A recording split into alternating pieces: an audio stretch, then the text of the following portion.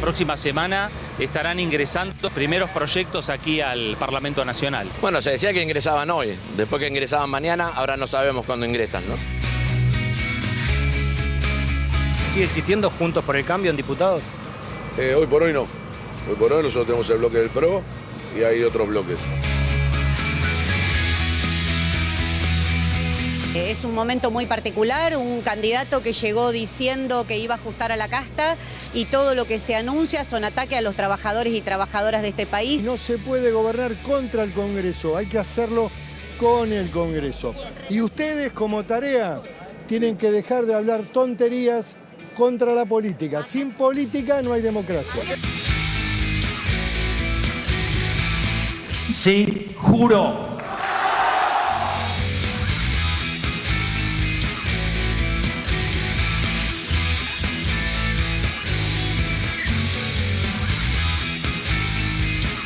Los argentinos, de manera contundente, han expresado una voluntad de cambio que ya no tiene retorno. Durante más de 100 años, los políticos han insistido en defender un modelo que lo único que genera es pobreza, estancamiento y miseria. Dada la situación de los pasivos remunerados del Banco Central, en muy poco tiempo se podría cuadruplicar la cantidad de dinero y con ello llevar a la inflación a niveles del 15.000% anual. Esta es la herencia que nos dejan. La conclusión es que no hay alternativa al ajuste y no hay alternativa al shock.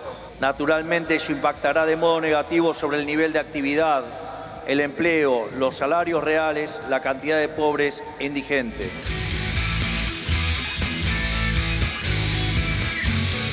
Y allí está la primera imagen de Javier Milei con el gabinete de ministros que está terminando de jurar en este momento, en un hecho inédito, como hemos dicho, por primera vez, sin transmisión en vivo de los medios. Si bien vamos a tener que soportar un periodo de dureza, vamos a salir adelante. No hay noche que no haya sido derrotada por el día.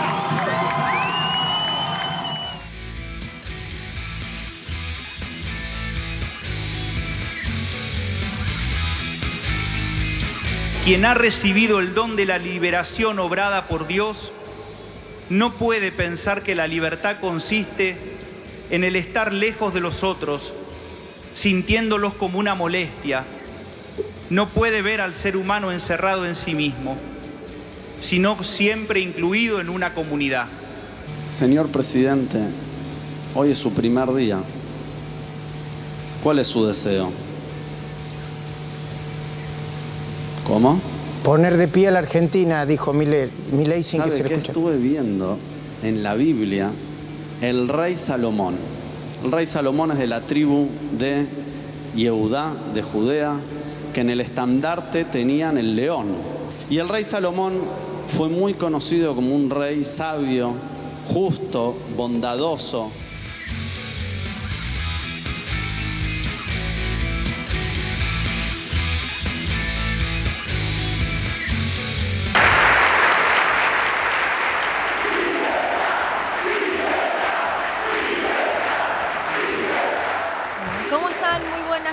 Bienvenidos y bienvenidas a Desiguales. Bueno, algunos se preguntarán, ¿sigue Desiguales? Continúa. Nosotros somos trabajadores que tenemos un contrato hasta el 31 de diciembre y lo vamos a cumplir como, lo que digo, trabajadores que respetan lo que han firmado ya en el mes de junio. Así que bienvenidos y bienvenidas a Desiguales en esta noche de lunes. Bueno, está entre nosotros. Es el título de un libro que coordinó Pablo Semán, antropólogo, sociólogo, docente universitario, que hoy va a venir aquí a Desiguales a charlar y analizar, por supuesto, las primeras horas del gobierno de Javier Milei. Pero tiene una bajada, el libro, acá lo estamos compartiendo, sí. Dice, ¿de dónde sale y hasta dónde puede llegar la extrema derecha que no vimos venir?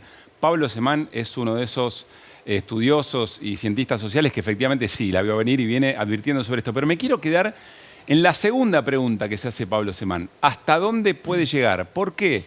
Bueno, porque está claro que sin sorpresas, en el discurso de asunción de Javier Milei está la construcción de la legitimidad del ajuste que se viene, del ajuste que se plantea.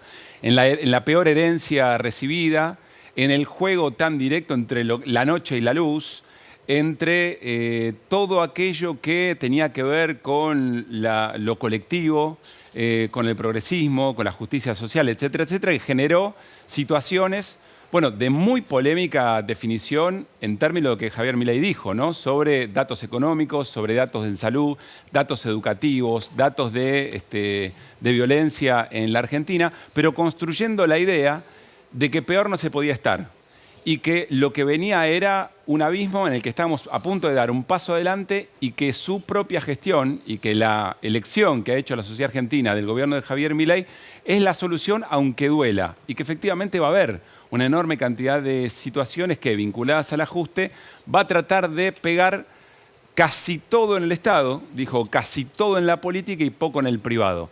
Por eso la pregunta es, ¿hasta dónde va a llegar? Depende mucho de cuánto la sociedad argentina legitime efectivamente lo que viene y hasta dónde empieza a observar, bueno, si no le va a tocar a esos otros que también se encargó Javier Milei de construir y me empieza a tocar a mí, hasta dónde pone en duda el diagnóstico que construyó Javier Milei en campaña y que en el discurso de apertura. Bueno, son preguntas, algunas de esas que nos venimos haciendo hace mucho, ¿no? Sí. Teniendo en cuenta que varias de las cosas que se estuvieron mencionando en estas últimas horas se habían dicho en campaña. Motosierra, ajustes, recortes y demás. Es momento de la acción ahora, porque ya está en funciones el gobierno de Javier Milei y aunque hoy todavía no se conoce ninguna medida concreta, sí hubo conferencias del vocero presidencial, de Manuel Adorni. Hubo dos, una cerca de las 8 de la mañana, la otra cerca de las 11 de la mañana, aunque no estaba prevista, se informó minutos antes que iba a ocurrir. Un muy breve resumen de lo que dijo Manuel Adorni y lo desarrollamos. Lo que vamos a combatir es lo que se denomina el empleo militante, el empleo que está por una cuestión política y que no aporta nada. Y voy más allá, no solo que no aporta, sino que quita, porque le quitó productividad, salario y funciones al empleado que quiere trabajar, que daría su vida por el Estado y que defiende a la Argentina como debe y que son en definitiva los que quieren que esta Argentina sea distinta. Así que no veo ningún tipo de conflicto ni veo que ningún empleado público deba estar preocupado por su puesto de trabajo. Ninguno de los que trabajan. Una aclaración, esto fue en la conferencia de las 8 de la mañana. Sí. En la de las 11 y poquito, agregó que luego de una reunión que había mantenido el gabinete, se había pedido un inventario, todo lo que tiene que ver con inmuebles del Estado Nacional, con también contratos que tiene el Estado Nacional, algunos de ellos con universidades, y que se pedía la presencialidad 100% de todos esos empleados. Insisto, es la información que dio hoy el vocero presidencial. Sí, que se iba a hacer un inventariado de recursos, Sí. pero también de personal del Estado. A ver, muy importante la figura de Adorni en este contexto. ¿Por qué? Bueno, porque va a tener que traducir, hoy fue una reunión de presentación prácticamente con la prensa, después algunas definiciones de la reunión de gabinete, pero va a tener que traducir y va a tener que seguir alimentando la narrativa de las decisiones en materia económica muy duras que efectivamente se tomen. Por eso tiene una característica él también de manejo del lenguaje económico, digamos, ¿no? Y después el riesgo, Luli, siempre, de creer que en la legitimación que puede haber en términos de hacer más eficiente el Estado, allí aparece también un desguace que va de 18 ministerios hacia 9.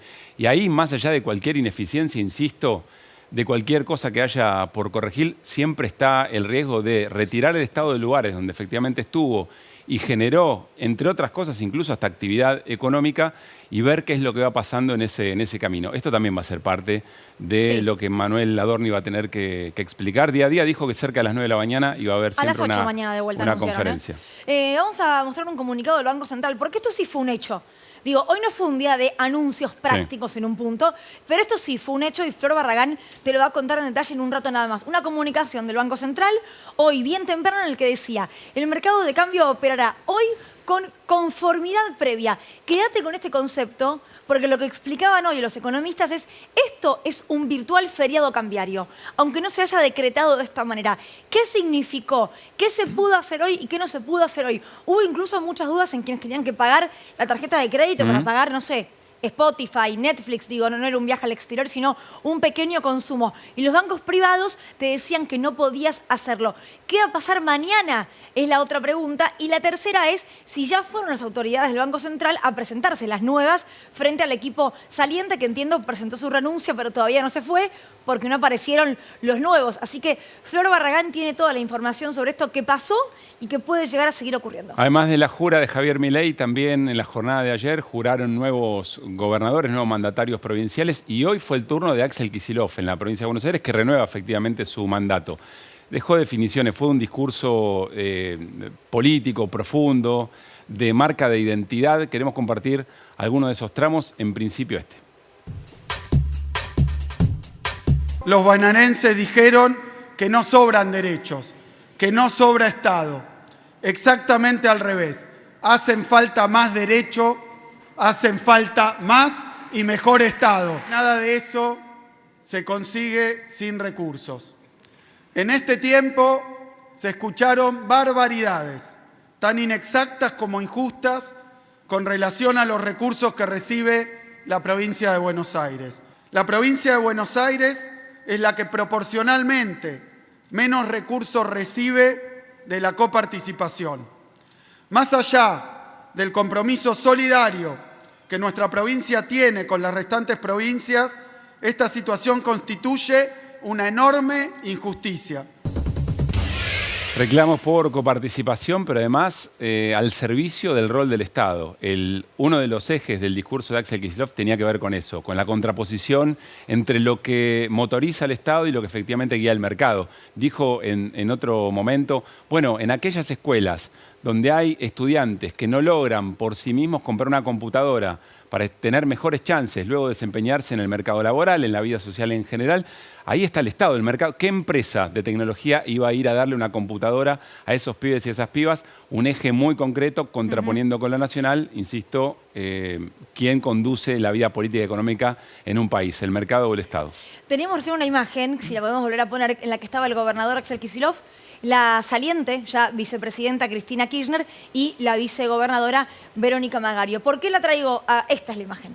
¿Por qué traigo esta imagen a colación? Porque lo que vamos a escuchar ahora, también un fragmento del discurso de Axel Kicillof, es un mensaje quizás interno ya. Un mensaje a lo que fue el gobierno del Frente de Todos, a lo que fue la campaña de Unión por la Patria y a lo que no fue en un punto y por eso perdieron las elecciones. Creo que se lograron muchos avances, pero creo también que faltó más rebeldía, que faltó más justicia social, que faltó más distribución de la riqueza, que faltó más igualdad. Néstor y Cristina consiguieron en su momento 2 reelecciones en primera vuelta, por gobernar de manera audaz, implementando políticas que le mejoraron sustancialmente la calidad de vida al pueblo. Aquellos 12 años maravillosos no deben ser fuente de nostalgia o melancolía. Deben ser convertidos en un manual sobre cómo gobernar con coraje y amor a la patria en favor de las mayorías. Bueno, interesante, ¿no? Porque Axel Kicillof recoge las banderas y dice, sí, estas son las banderas que yo voy a llevar adelante en mi propio mandato. Recoge la identidad, recoge Néstor y Cristina cuando quizá alguien en la política puede estar pensando, bueno, son nombres propios que ya fueron, habrá que pensar otros lenguajes, ¿no? Aquello de las nuevas canciones del propio Axel Kicillof. Él, sí, claro. Pero aquello de las nuevas canciones evidentemente no quería decir lavar consignas o lavar compromisos. Muy interesante, a mi modesto modo de ver, lo que termina asumiendo en este discurso Axel Kicillof respecto del futuro. En un ratito hablamos con Nico Fiorentino, vamos a hablar del Congreso Nacional, ahí donde Javier Milei tiene que construir mayorías para poder llevar adelante la aprobación de las leyes fundamentales de su gobierno y donde el resto de los espacios de la oposición, bueno, veremos cómo se define. Y nos vamos con Néstor Espósito, perdón que lo diga de esta manera, podemos irnos ya a la mesa, Dire, no me mates, porque quiero que me cuentes sobre Boca. Entiendo que hay una resolución de la Cámara, Néstor, y que se votaría el domingo 17. La Cámara resolvió revocar el fallo que había suspendido las elecciones. ¿Qué significa esto? Que el obstáculo para votar el próximo domingo fue removido. ¿Esto significa que va a haber elecciones el próximo domingo? En principio todo parece indicar que sí, y hay un dato adicional. El fallo de la Cámara dice que se vota con el padrón completo, es decir, con los 13.000 y pico de socios que habían sido objetados por la lista de Andrés Ibarra y de Mauricio Macri. Mira, este es el fallo, no es muy largo, tiene 10 páginas y básicamente lo que dice es que la jueza de primera instancia se excedió en lo que podía hacer, que suspender las elecciones en el marco de una medida cautelar era más de lo que estaba habilitada para hacer en ese contexto. Y que además los 13.000 y pico de socios que están objetados, la denuncia no pidió que fueran retrotraídos a la situación anterior, es decir, que volvieran a ser adherentes el estado que tenía antes de socios plenos. Entonces, son socios plenos y están en condiciones de votar. Impedirles votar mediante una medida cautelar es una exageración, es un montón. Dice, para hacer eso, vos tenés que hacer una medida de fondo, tomarte el tiempo, escuchar a las partes, analizar caso por caso, y esto lleva tiempo. No vale hacerlo como lo hiciste. Entonces se vota y se vota con eso. ¿Esto garantiza que el domingo va a haber elecciones? Ponele un signo de interrogación. ¿Por qué? La medida de hoy puede ser apelada. La próxima instancia es la Corte Suprema y la apelación se puede hacer con dos efectos. El efecto devolutivo, es decir, no interrumpe la aplicación del fallo, se podría votar, o con efecto suspensivo. ¿Quién decide eso? Lo decide la propia Cámara. La Cámara. La propia Cámara. Todo parece indicar que si hay apelación y concede, será con efecto suspensivo, porque la Cámara lo que hizo fue remover el obstáculo. Pero además hay una posibilidad de que la jueza de primera instancia, que vuelve a ser la misma que había suspendido las elecciones, como la Cámara le dice, che, vos tenías que haber resuelto el fondo de la cuestión sobre estos 13.000 antes de suspender, ahora haga una acción expedita, muy rápida, se trata de una acción de amparo, podría hacerlo, y diga, bueno, si me piden que solucione el fondo, entonces soluciono el fondo y excluyo a estos 13.000, con lo cual traba de nuevo, porque se pone de nuevo el conflicto. Por allí apareció algún tuit tempranero de Andrés Ibarra diciendo, queremos votar el 17 de diciembre. Este tuit que está en el aire. Esto fue antes del fallo. Okay. Entonces, en consecuencia, si antes del fallo había voluntad de votar y el fallo establece que se puede votar, lo único que falta es fijar fecha para el domingo y convocar elecciones. Si eso no pasa, es porque alguien no quiere que se vote. Bueno, estate atento a ver quién traba y a ver quién no quiere que se vote. Interesante, ¿eh? Todo esto sería, bueno, en horas nada más. Sí, porque claro, si esto se vota el mañana, domingo, claro. Mañana debería salir la convocatoria. Néstor, en un rato, ¿de qué hablamos con vos? ¿Los nombres propios? Las nuevas caras que van a rodear al ámbito del Poder Ejecutivo en el Ministerio de Justicia y cómo esto va a jugar en la relación con la Corte Suprema y con todo el Poder Judicial. Gracias, Néstor. Ya venimos. Nos vamos al living. Dale. Está Pablo Semané, como les decíamos, antropólogo, sociólogo, docente universitario. ¿Qué tal, Pablo? ¿Cómo estás, Pablo? ¿Todo bien? Ya se prepara para sacar la lista. Muy bien. ¿Cómo va, Pablo? Muy bien, gracias. ¿Venían a saludar? Sí, claro. Saludo. Hace un par de domingos vino el Beto Quevedo, pero fascinado. Lo único que tenía ganas de hacer en Desiguales, y se da por hecho, era mostrar tu libro y explicar lo que ya había leído en ese Está entre nosotros.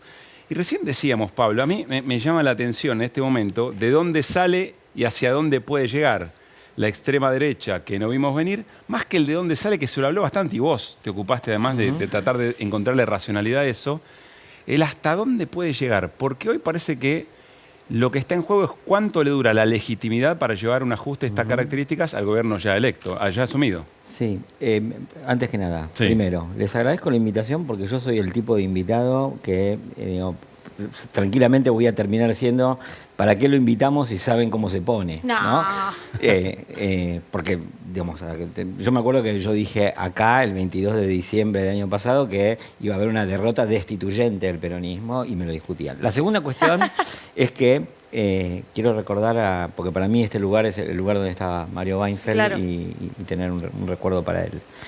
Con respecto a lo que preguntás, primero, para no evitar la incomodidad, yo creo que esto sale en muy buena parte de fracasos, inconsistencias, planteos incorrectos, diagnósticos y repertorios repetitivos del kirchnerismo desde hace 12 años. Yo lo escribí en 2012, yo no es que lo dije en un tuit, ¿no?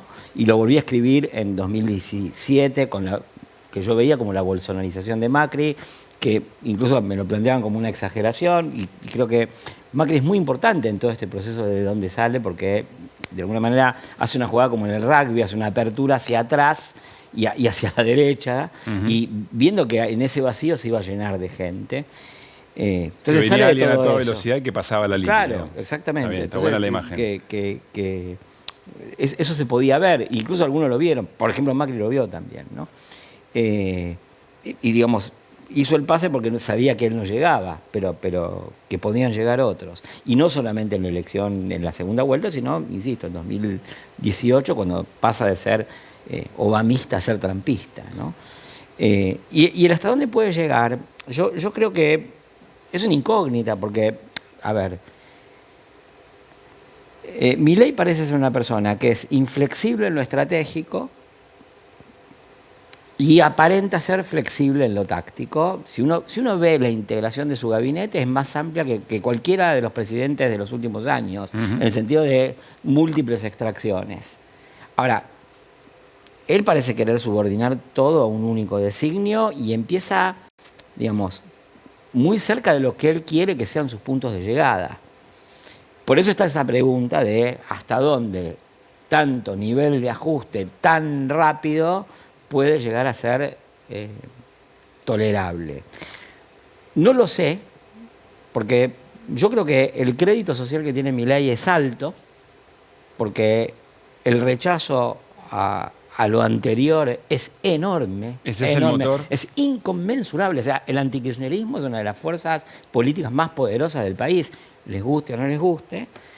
Y, por otro lado, también puede ser, al revés, que, como a muchos que llegan a las presidencias se apunan a baja altura, estén sobreestimando el crédito social y digan, bueno, dale gas, dale gas, vamos con todo. Eso por un lado. Por el otro lado, también hay que ver qué hipótesis subyace a esa pregunta, porque detrás de la idea de que puede haber una especie de desagregación del contingente y del consenso mileísta, yo creo que lo primero que hay que pensar es que la lluvia no cae hacia arriba y el dentífrico no vuelve al pomo.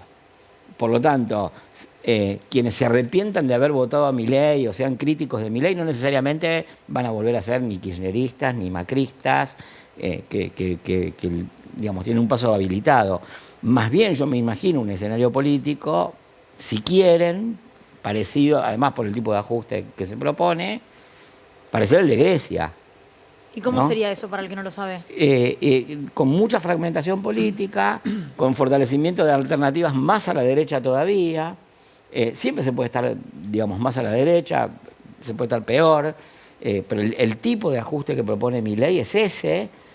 Yo digamos, no sé qué es lo que están calculando después en forma más concreta, más específica, más técnica, de cómo va a ser o va a ir siendo ese ajuste.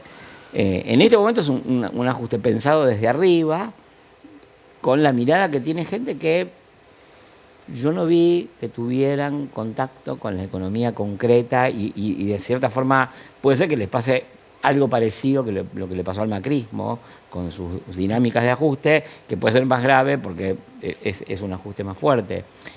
Lo que dices es un desconocimiento de la base, digamos. Sí. Se piensa mucho en la macro.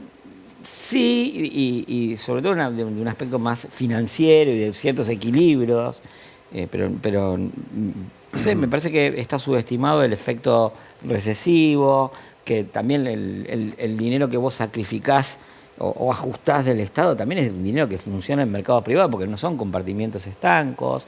Entonces todo eso me parece a mí que puede estar siendo subestimado en el análisis del actual equipo de gobierno, junto con que tal vez esté sobreestimado el crédito social disponible. O sea, hay como una balanza que todavía no sabes cómo. Claro, y que está. eso puede llegar a poner en cuestión su consenso. Al mismo tiempo, yo creo que hay una cosa que quizás el hecho de ser viejo me ayuda a entender, porque si no uno dice, no, bueno, pero tal cosa no puede pasar.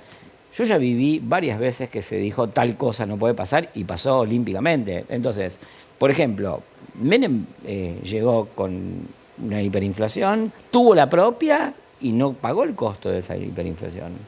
Ahí hay una pregunta, porque está claro que ese episodio fue... es un episodio que también que alecciona, que adoctrina, que había generado ya un impacto en las economías familiares que termina habilitando la posibilidad de una salida tan drástica.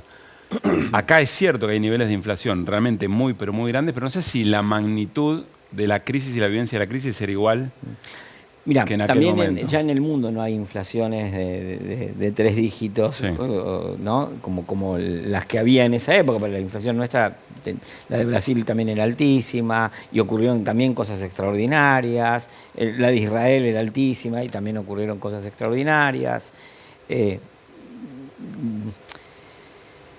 No es lo mismo. Pero también hay otra cosa que tiene que ver mucho con lo que vos decís. La inflación alta es muy disciplinante de la fuerza de trabajo.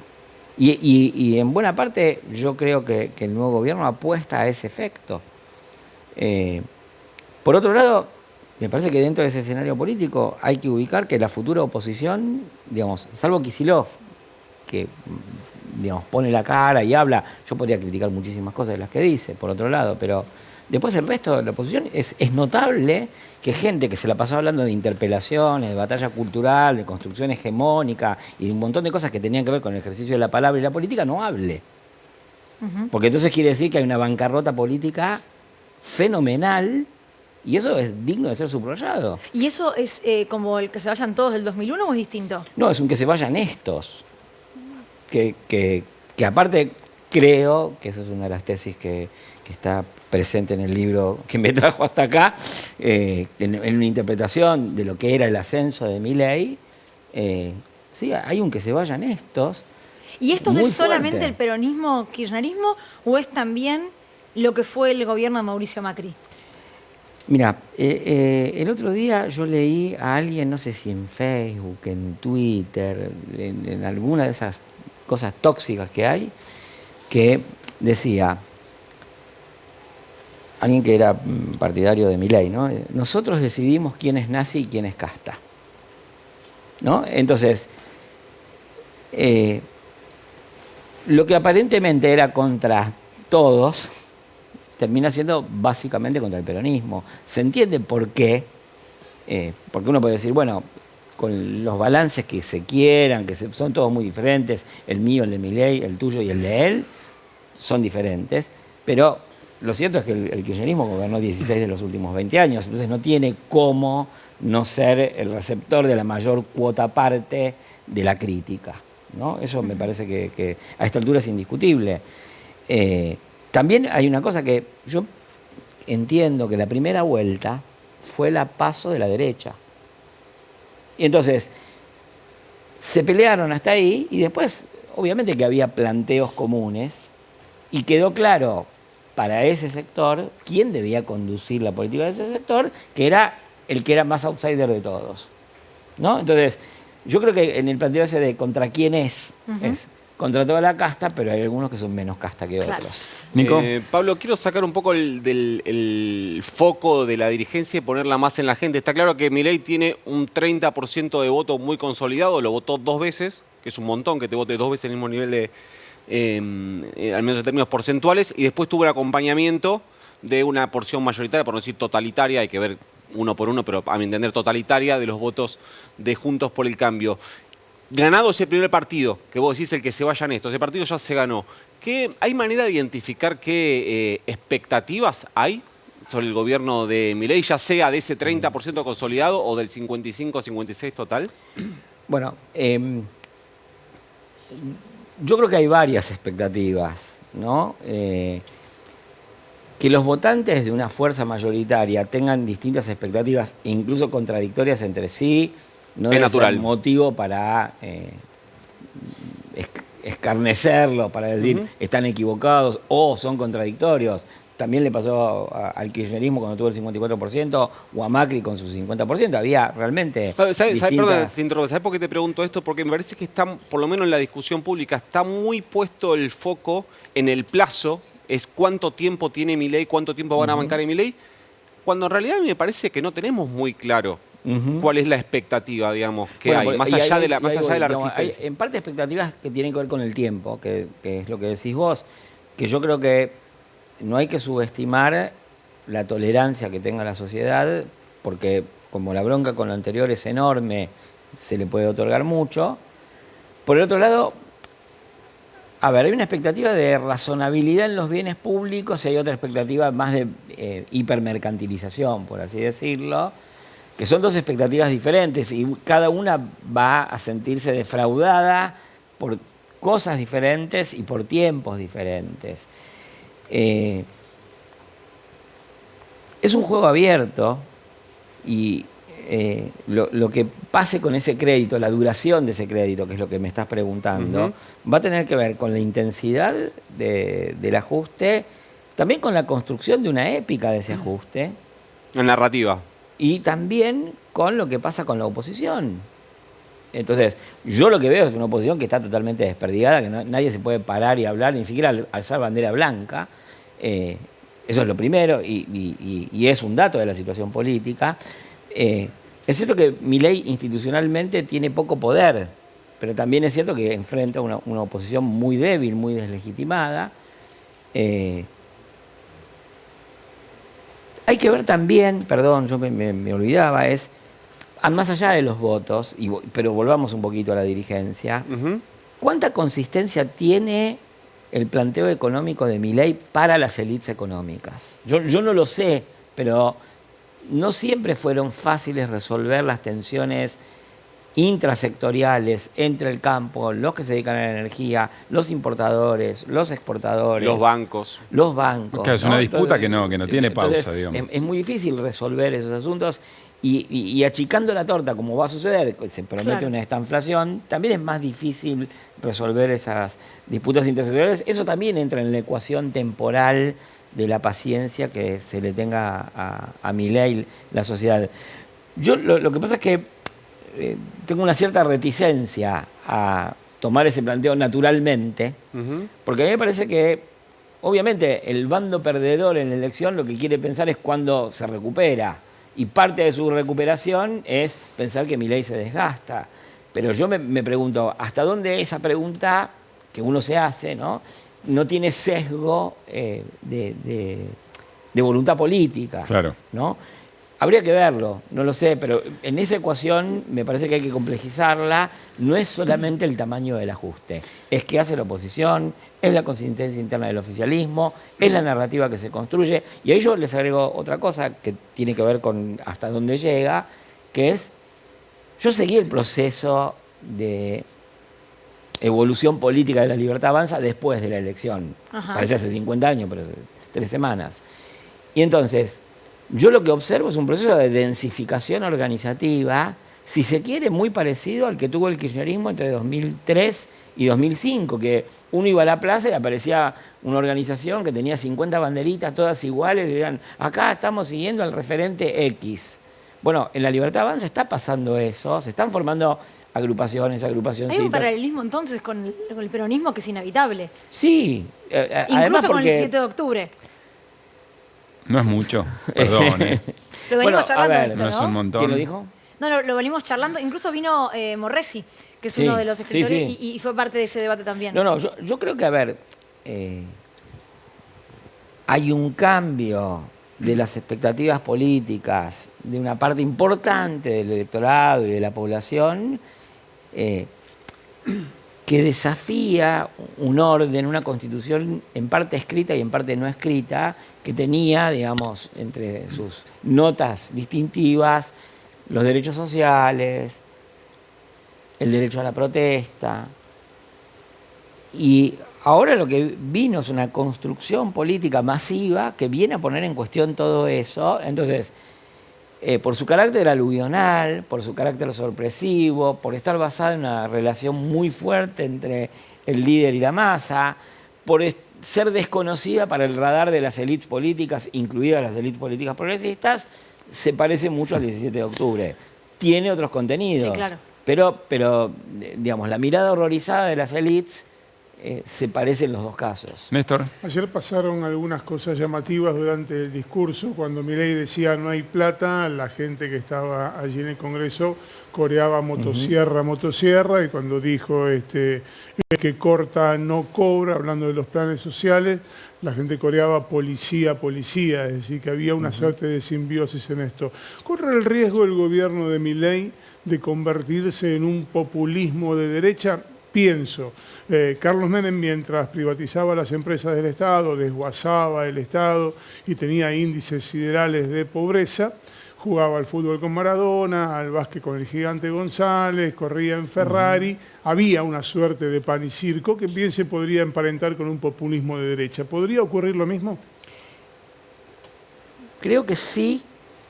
Ahí depende mucho de las dotes personales del personaje, ¿no? Del líder político, y también de su aparato político. Creo que hay dos grandes diferencias, pero está por verse si esas diferencias se van a manifestar igual.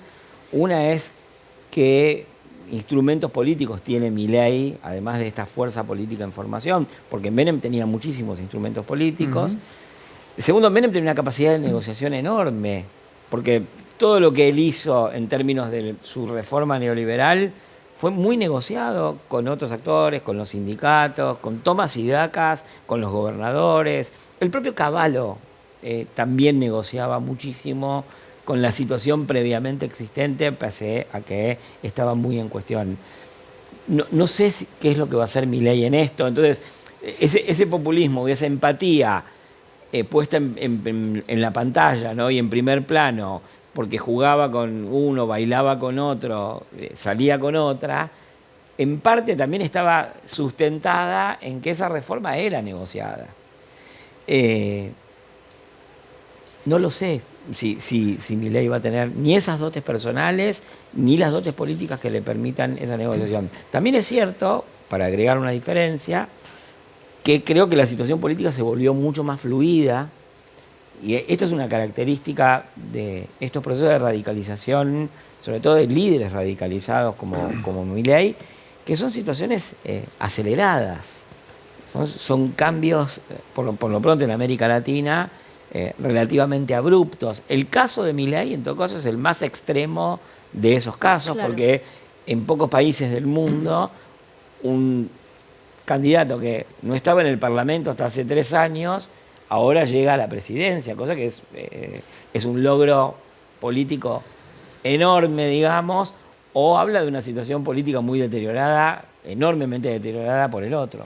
Pablo, me gustaría fundamentar la pregunta de una manera un poco más extensa, pero siempre poco tiempo. No, pero es la televisión. No es por vos. Yo respondo con un monosílabo. No sos vos, somos nosotros. No, me quedé pensando en lo que observabas de Kicillof y nosotros decíamos también, bueno, evidentemente decide acumular políticamente en la capacidad de gestión, en la antinomia mercado-estado, pero también en la reivindicación de banderas de estos tiempos del kirchnerismo. ¿Cuál es el principal desafío o cómo crees que puede acumular política en este momento la oposición, el peronismo, el kirchnerismo, ese sujeto, digamos? A ver, yo creo que Kicillof está haciendo lo primero que él puede hacer, que es esto.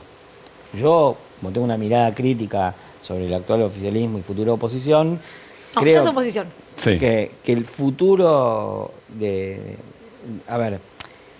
que el proyecto permanente del kirchnerismo, el proyecto más duradero, si uno hace un balance. A ver, hay unas tribus africanas donde el nombre de una persona se pone al final de su vida para ver qué es lo que hizo. Bueno, con el kirchnerismo, su nombre a esta altura, por lo que vino haciendo, y yo creo que básicamente privilegiaron la identidad. Yo lo he discutido muchísimo con personas kirchneristas pero la identidad, nosotros somos indispensables. Si no estamos nosotros, no está el proyecto, y el proyecto somos nosotros. Bueno, entonces, a mí eso que hace Kicillof me parece como maniobra opositora relativamente fructífera, porque él está en una situación anfibia en la que está pariendo una nueva canción, pero por el otro lado tiene que cantar las viejas melodías. ¿Qué sé yo cómo le va a ir con eso? Mi posición, pero ¿qué soy yo? Yo no soy gobernador, no me sigue nadie. Soy un simple antropólogo que tuvo opiniones políticas disruptivas y estaba acá hablando. Es que cuanto más cerca esté Kicillof de privilegiar la identidad por la identidad, más difícil le va a hacer levantar vuelo. Ahora, también algo de eso necesita. Bueno, no sé. Y además hay otra cosa, que es, yo creo que hay una forma de entender la política, una especie de metanarrativa, de metamensaje, que es como el lenguaje que se habló en la política en los últimos 20 años, que es, hay un orden institucional, hay un gobierno, hay alguien que se opone, el gobierno se desgasta y el opositor con más electorabilidad gana. Bueno, yo no sé si va a seguir esa rutina. Esa manual, claro. Por lo tanto, esas apuestas que tienen una curiosidad, ¿no? Porque por un lado son muy radicales en su planteo programático ideológico y por el otro lado muy, como se decía antiguamente, reformistas en sus instrumentos políticos, ¿no? Que parecen leninistas en el programa y radicales irigoyenistas en la práctica política. A mí me parece que no van muy lejos porque la situación es otra. Ahora, qué sé yo tampoco soy tuitero para decirlo. Voy a leerte, Pablo, está entre nosotros. Gracias, un placer que hayas venido. Bueno, muchísimas gracias por la invitación, por el espacio para las respuestas. Y ya saben, perdónenme. Para nada. No, nada que disculpar. Es al contrario, Mirá. y un recuerdo a Mario Weinfeld también, que sabemos que siempre Y además, hablaba muy bien de vos. alguien que se anima a discutir, que la política se viva por estos medios y se discute por estos medios, me parece que tiene el cielo ganado. Gracias, Pablo. Gracias. Bueno, gracias a ustedes. El cielo o el infierno, lo que cada uno quiera, digamos, ¿no? ¿Vamos Bueno, dónde? ¿Con Flor? dale, vamos con Flor. Para que nos explique un poco, entiendo que vamos con Flor, ¿no? Yo me mandé. Para que nos explique un poco qué significó esto de el consenso del mercado cambiario. Flor. Conformidad previa, Conformidad las palabras previa, del ahí día. Bueno, porque muchas cosas se dicen en materia económica, todos mis familiares, amigos que tienen mi número, ¿qué va a pasar? ¿Viste? Todos quieren saber qué va a pasar. Contemos un poco qué pasó y Vos qué es lo volvés concreto. con tu alias, ¿no? Claro. Les mando así. Le mandás el alias, decirle que consultora Barragán. Bueno, contemos un poco qué pasó hoy y después hacemos un poquito de futurología de qué se puede venir mañana. Pero lo concreto de hoy fue este comunicado del Banco Central que ustedes mostraban al principio del programa, que es este mensaje de conformidad previa en lo que tiene que ver con el mercado de cambios, esto es, con la venta de dólares, que lo concreto es que para acceder al dólar oficial había que tener esta conformidad previa. ¿En qué se tradujo en la práctica? Porque ya muy pocas personas son las que pueden comprar dólar oficial, prácticamente muy pocas empresas también estaban accediendo. En lo que se tradujo fue en lo que es el pago de tarjetas. Justamente por estos días hay mucho pago de tarjetas de crédito y a vos, por más que te venga el cargo en pesos, el banco se tiene que dar vuelta y pagarle a la tarjeta en dólares. Entonces el banco a la mañana no podía acceder a los dólares, o no te dejaba pagar la tarjeta, o te decía ahí, mira, el dólar es 500 pesos. Pasó mucho hoy eso. Mañana esto va a seguir. ¿Va a seguir? Sí, mañana va a seguir porque lo concreto es que todavía no están las nuevas autoridades del Banco Central, eso por un lado, y por otro lado es porque todo este mercado de cambios está basado en un tipo de cambio que es muy posible que no siga. Ahora, Flor, pregunta número 1. ¿Por qué las autoridades nuevas no están ya en el Banco Central? Y por un lado, porque todo lo que tiene que ver con la renuncia te la tiene que aceptar el Poder Ejecutivo y todavía no la aceptó, así que hasta estas horas Miguel Ángel Pese sigue siendo el presidente. Hay la pregunta entonces, ¿por qué el Ejecutivo no le aceptó la renuncia a Pese? Claro. ¿Por qué no mandan a los suyos? Sí, bueno, es que mandarlos mandó, de hecho hoy estuvo Santiago Bausili en el Banco Central, pero bueno, hay todo un tema de burocracias y protocolos y cosas que se deben estar dando en estas horas. Yo creo que es más político que burocrático. Me parece que hacerse cargo hoy por hoy implica más implicancias que simplemente firmar un decreto o un papel. Digo, para modificar un decreto como era el de la imposibilidad de que los familiares estén en el Son distintas Estado. cuestiones también, ¿no? Acá es más complejo, se me ¿Por ocurre. qué? Y porque acá hay una botonera que hay que tocar armónicamente, me imagino. Pero ¿por qué no Son cosas asumís muy y delicadas. también decretás la conformidad previa siendo ya gobierno? Flor. Sí, lo cierto es que también si vos te vas, por ejemplo, al año 2015, que se unificó el mercado cambiario y hubo una devaluación del tipo de cambio oficial, no se dio de un día para otro. No, por eso digo, pero que no tiene obligación de Santiago Bausili asumir y apretar ningún botón. Es simplemente asumir. Sí, pero puede que también por estas horas, que justamente lo que está pasando, se está terminando de delinear cómo se va a dar ese programa. Entonces, en la práctica, esto que podemos ponerle las palabras, conformidad previa, es un virtual feriado cambiario. Y mañana hasta va a ser que- igual. Sí, mañana va a ser igual hasta que esté el plan económico. Que pasemos en limpio entonces lo que se anunció hoy. Estas fueron palabras de Manuel Adorni, el vocero presidencial, que dijo que es lo que se va a venir. Habló de recorte del gasto público, expansiones partidas sociales, eso sí, digamos, todo lo que es gasto social, dijo que eso se iba a expandir, revisión de nombramientos y contrataciones y pidió 100% de presencialidad en la administración pública. Estas fueron palabras de Manuel Adorni, vocero presidencial, lo confirmado. Ahora, ¿qué podemos esperar que pase mañana? Mañana va a haber anuncios del ministro Luis Caputo. Hoy 5 de la tarde, ¿no? La agenda dice hoy 5 de la tarde, mañana anuncios. No está el horario, lo único concreto es que se van a dar esos anuncios. Lo dijo Adorni, lo dijo el mismo Caputo, que entre el cruce de Casa Rosada, el Ministerio de Economía lo van agarrando, dijo mañana. No se sabe bien el horario, no se sabe bien quién es el vocero del Ministerio de Economía. Cambia los gobiernos, seguimos sin saber los horarios de todas las cosas. Sí. Chicos, la puntualidad, ¿podría algún gobierno aplicarla? Hay programas que hay que hacer, hay diarios que tienen que cerrar. Claro. ¿no? Pero bueno, podemos hacer algún tipo de anticipo de por dónde podrían venir los tres enfoques del plan Caputo. Por un lado tenemos que hablar de lo cambiario, tenemos que esperar algún tipo de ajuste de precios relativos, esto es suba del dólar oficial, una devaluación. En lo fiscal, ¿cuál va a ser la hoja de ruta para llegar al déficit cero? Porque mucho se habla del ajuste del gasto público. Bueno, ¿en qué concretamente? Y en el plano monetario, fin al financiamiento del Banco Central al Tesoro, algo así como cortar con la maquinita, como se dice. Bien, gracias, Flor. Veremos mañana. Nico, del Congreso. El peronismo le dio la bienvenida a Victoria Villarruel. Lo hizo a través de José Mayans, alguien que está hace muchos años en el Senado, lo conoce maravillosamente bien.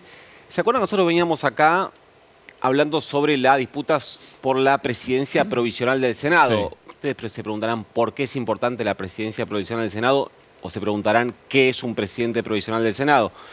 El presidente provisional del Senado es el tercero en la línea sucesoria. Es decir, si pasa algo con el presidente o presidenta, debería asumir el vicepresidente o el vicepresidente en funciones. Si pasa algo con los dos, asume ese tercero. ¿Quieren ponerle nombre, quieren ponerle cara? Ramón Puerta, ¿se acuerdan? Claro, cuando tuvimos varios presidentes en muy pocos días? Bueno, Ramón Puerta asumió porque era el vicepresidente provisional del Senado. Y vos me preguntás, ¿por qué el vicepresidente provisional del Senado era peronista si gobernaba la Alianza? Bueno, justamente por esto que estamos discutiendo ahora, y es que había el peronismo impuesto su mayoría en el Senado y se había quedado con la presidencia provisional del Senado. Acá lo que está pasando es que Javier Milei ya eligió, lo anunció a partir de la OPEA, la Oficina del Presidente Electo de la Argentina, así se llamaba hasta ayer. ¿Se acuerdan cuando pasaban los informes? Que su elegido para ocupar ese lugar era el senador por Formosa, Francisco Paoltroni. El tema es que a su salida de la su vicepresidencia y presidencia del Senado, Cristina Fernández de Kirchner dejó instrucciones a la tropa kirchnerista de la presidencia de la Cámara de Diputados y la presidencia provisional del Senado le corresponden al partido oficialista. Al que ganó. Por eso el peronismo acompañó la designación de Martín Menem en la Cámara de Diputados y por eso el kirchnerismo está dispuesto a ceder la presidencia provisional del Senado. Pero fíjate lo que decía José Mayans respecto a su propia posición. Yo sostengo que nosotros tenemos un sistema parlamentario. Ellos ganaron, digamos así, el Poder Ejecutivo y nosotros ganamos la parlamentaria. Porque ellos con el equipo que tienen de 7 no pueden llevar adelante la acción del Congreso. Ellos tendrían 1 por comisión, le falta 8 para el quórum. Y aparte de eso le falta 9 para el despacho. Así que vamos a tenerle, ahora sí, la estrategia es que el Congreso no funcione. Bueno, Cristina Kirchner hace pocos días dijo... No estoy de acuerdo con ella en eso. Okay. Ya lo discutí con ella. No estoy de acuerdo con Cristina, dice. Lo que dice Mayans es que nosotros somos mayoría y nos corresponde la presidencia provisional, con lo cual además está equivocado. Porque el reglamento dice que el presidente provisional es por elección, es decir, por mayoría. No dice a la fuerza política con mayor cantidad le toca la presidencia provisional, así que está dado esta discusión ahora. Bienvenida Villarruel a la política real. Bueno, hacemos un corte y escuchen lo que dijo sobre esto la vicepresidenta Victoria Villarruel. Ya venimos. Últimos 2 minutos de Desiguales y Nico te lo anticipó. Se está picando el Senado para ver quién ocupa la posición de presidente provisional. ¿Qué dijo Villarruel? Yo creo que Villarruel tampoco está tan convencida de sostener al candidato de Milei, o al menos le mandó un mensaje a Javier Milei poniéndolo en duda. Escuchemos a la vicepresidenta. tema del presidente provisional, ya, ¿queda firme el que designó el presidente Milei? Estamos conversando ese tema todavía. ¿Cómo quedó ¿Puede modificarse entonces? Sí, por supuesto. ¿Cómo? Por supuesto, dijo. Yo creo que lo debería defender a capa y espada, pero evidentemente no. Una cosa importante, en el bloque peronista el kirchnerismo va a acompañar al candidato de Milei, por lo cual hay un problema interno. Y en segundo orden, Mayans no solo quiere disputar la presidencia provisional del Senado, sino las presidencias de las principales comisiones, asuntos constitucionales, presupuestos, legislación general. ¿Y por qué es importante eso? Porque los presidentes de las comisiones son los que deciden la agenda de las comisiones, qué proyectos se tratan y cuáles no. Les decíamos, hoy juró Axel Kicillof su próximo mandato, segundo mandato, y al cerrar en una charla más con la militancia, escuchen lo que dijo. Para terminar, me permito parafrasear lo que se dice hoy y dejarlo claro. Con esta vicegobernadora decimos, ¡viva la justicia social, carajo!